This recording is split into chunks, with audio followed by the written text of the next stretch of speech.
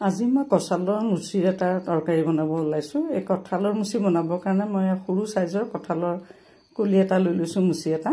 এতিয়া হাতত অলপ তেল সানি লৈছো, কাৰণ হাতত আঠাখিনি যাতে লাগি নধৰে, আৰু অকণমান কটাৰীখনতো মই অলপমান তেল সানি লৈছো, যাতে কোনো কাৰণতে কটাৰীখনটো নলয় আঠা।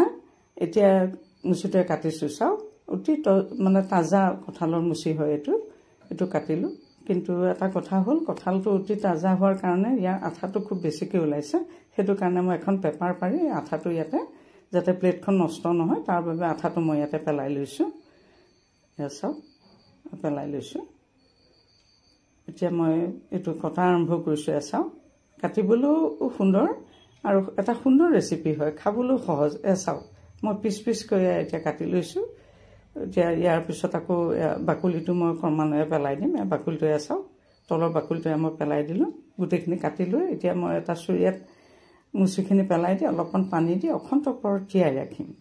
তিয়াই ৰখাৰ পিছত চাওক সুন্দৰকৈ তিয়ালো, ধুলো, অলপ মানে তাৰ ৰঙা পানীটো গুচি গ'ল। এতিয়া এটা কুকাৰত মই এইখিনি মুচিখিনি পেলাই দিলোঁ আৰু তাতে পানী অকণমান দি পেলাই এটা মই নিমখখন দি এটা চিটি মাৰি ল'ম। এতিয়া ইতিমধ্যে চাওক বহাই দিছোঁ, এটা চিটি মাৰি ল'ম সুন্দৰকৈ। সিজিলেহে বস্তুটো খাবলৈ ভাল হ'ব। গতিকে এক চিটি মৰাৰ পিছত চাওক এইখিনি সুন্দৰকৈ ইতিমধ্যে সিজি উঠিছে মুচিখিনি। ইয়াত মই নিমখৰ বাহিৰে বেলেগ একো দিয়া নাই। এতিয়া গেছটো জ্বলাই পুনৰ এটা কেৰাহী পাতি দিছোঁ। ইয়াতে অকণমান মাষ্টাৰ্ড অইল দি দিছোঁ, এটা গোটা চাই বিলাহী পেলাই দিছোঁ, আৰু অলপমান নিমখ দিলোঁ, অকণমান হালধি দিলোঁ, অকণমান গৰম মছলা দি দিলোঁ।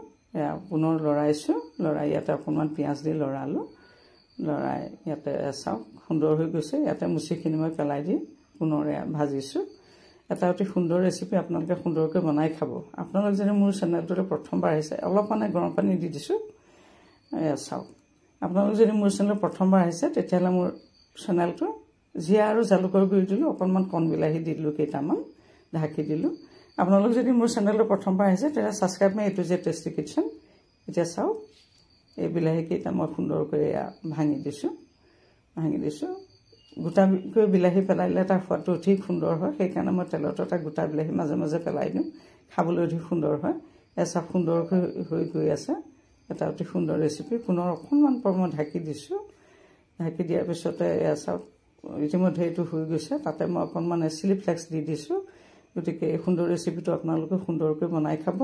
যিহৰ লগতে ভাল পায় তিহৰ লগতে ভাত ৰুটি সকলোৰে লগতেই খাব পাৰে। গতিকে এই সুন্দৰ ৰেচিপিটো আপোনালোকে সুন্দৰকৈ বনাই খাব। চাওক কি সুন্দৰকৈ হৈ গৈ আছে।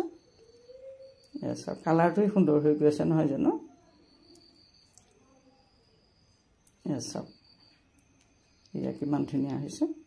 গতিকে আৰু এটা নতুন ৰেচিপি লৈ পুনৰ মই আপোনালোকৰ মাজলৈ আহি আছোঁ। আজিলৈ ইমানতে সামৰিলোঁ। ধন্যবাদ।